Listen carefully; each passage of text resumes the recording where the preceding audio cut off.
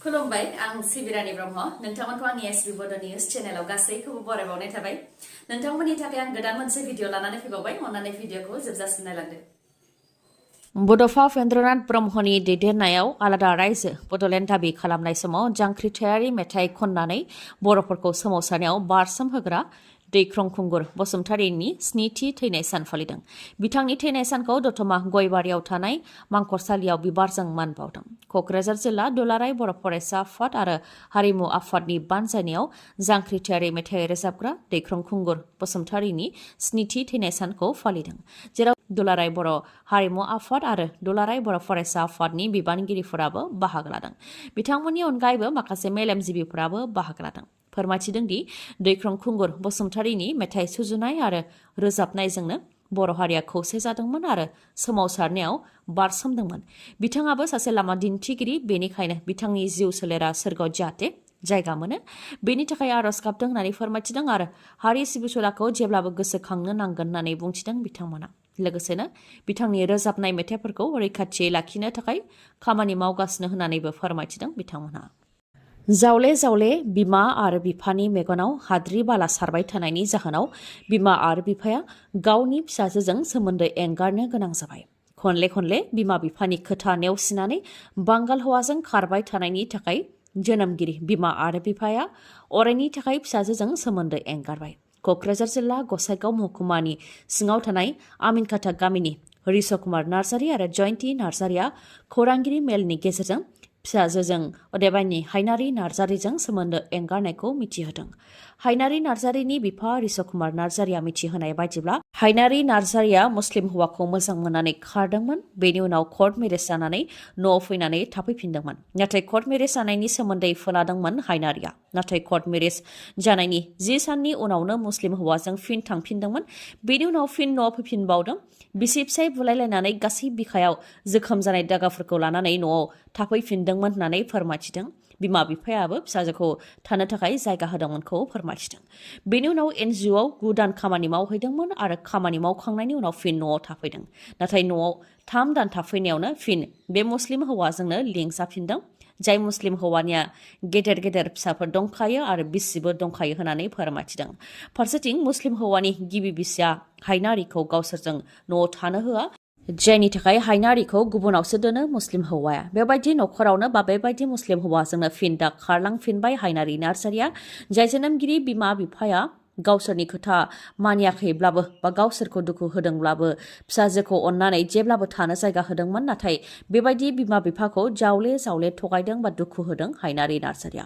बेनिखायनो फिसाजोजों अरायनि थाखाय सोमोन्दो एंगारबाय होननानै फोरमायथिदों बिमा आरो बिफाया। लोगोसे हायनारी नार्जारीया न' फारसे आरो गामि फारसे फैफिननो मोनला होननानैबो बुंथिदों बिथांमोनहा। सोमावसारनायाव बाहागो लानो थांनाय माखासे सुबुंफोरा जाब्रथाय जानानै दासिमबो जेंनाजों मोगा मोगि जानानै दं। नाथाय बिटिआर गोरोबथा जानायनि उनाव दिनैसिमबो खौरां लायाखै बिटिआर सोरखारा। बेनिखायनो सोरखारनिफ्राय अनसुंथाइ मोननो थाखाय हास्थायदों। थांनाय 2018 मायथाइनि 23 सेप्तेम्बर जेराव बड'लेण्ड दाबिनि थाखाय चिरां जिल्लानि काजलगावआव सुबुं गौमा जादोंमोन।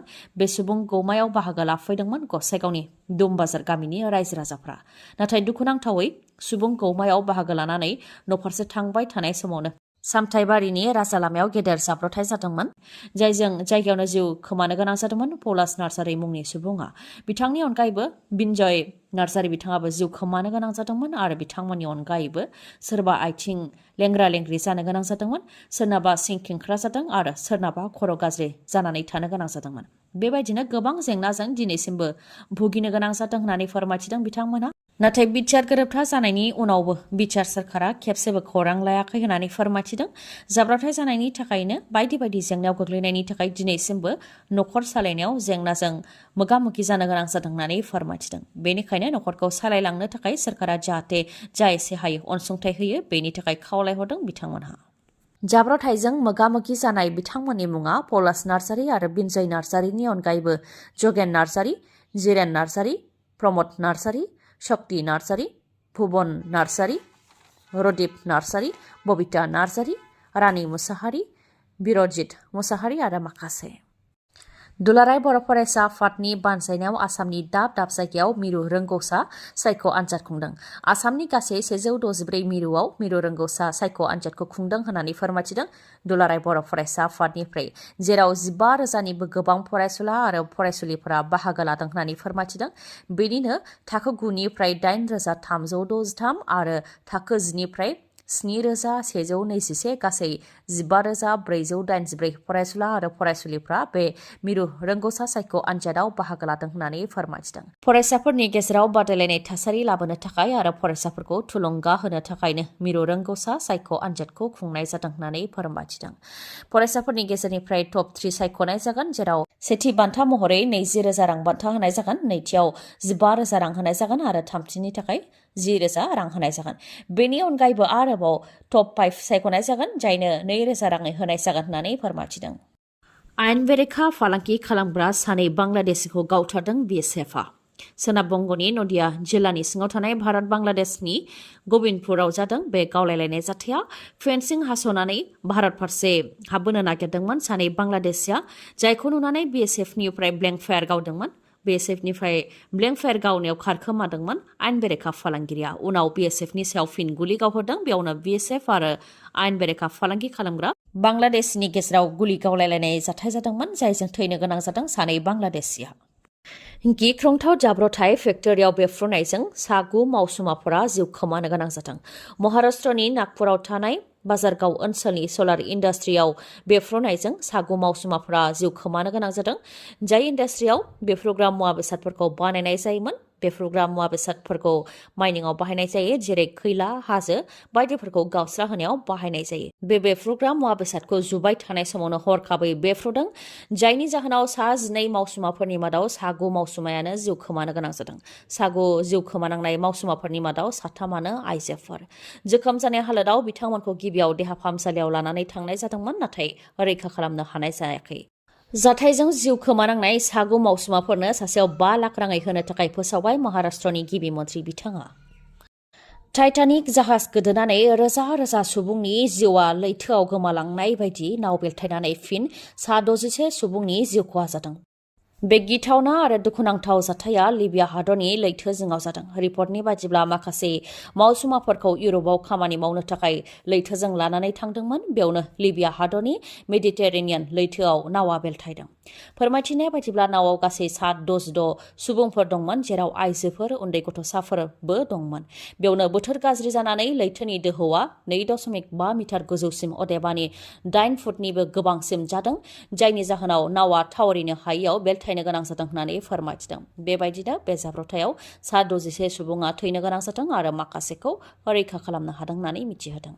क'क्राझारनि बागानसालियाव थानाय बाथौ traditional and cultural research centre बेखेवनाय जासिगोन। फैगौ 20 डिसेम्बराव फुंनि 9 रिंगायाव आसामनि गिबि मन्थ्रि डक्टर हेमन्त बिश्व शर्मा बिथाङा बेखौ बेखेवफैगोन। बे खोथाखौ फोरमायथिदों बाथौ ट्रेडिशनेल एन्ड कालचारेल रिसार्च सेन्टारनि लिंथुमगिरि महिम चन्द्र बसुमतारी बिथाङा फोरमायथिदों दि बेखौ बेखेवफैनो थाखाय आसामनि गिबि मन्थ्रि डक्टर हेमन्त बिश्व शर्मा बिथांखौ हांख्रायहरनाय जादोंमोन। दा बिथाङा फैगोनखौ खोथा होदों। बिथांनि अनगायैबो प्रमद बर' आरो अशोक सिंघाल बिथांखौबो हांख्रायहरगोन होननानै फोरमायथिदों बिथाङा। बाथौ ट्रेडिशनेल एन्ड कालचारेल रिसार्च सेन्टारखौ लुफुंनो हानायनि थाखाय बिटिआर सोरखारनि गासैबो हान्जानिसिम साबायखर बावहरदों लिंथुमगिरि महिम चन्द्र बसुमतारी बिथाङा। आरो बे हाबाफारियाव जाहाथे गासैबो हारि माहारिनि सुबुंफोरा लोब लोब फैनानै बाहागो लाफैयो, बेनि थाखायबो हांख्रायहरदों।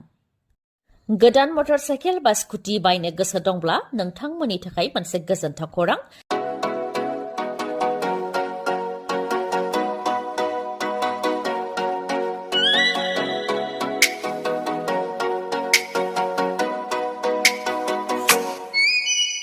मानिकपुर पुलिस थानानि साखाथियाव थानाय मानास अट' हन्डा श'रुमा फिन नोंथांमोननि थाखाय गोजोनथाव खौरां लानानै फैदों।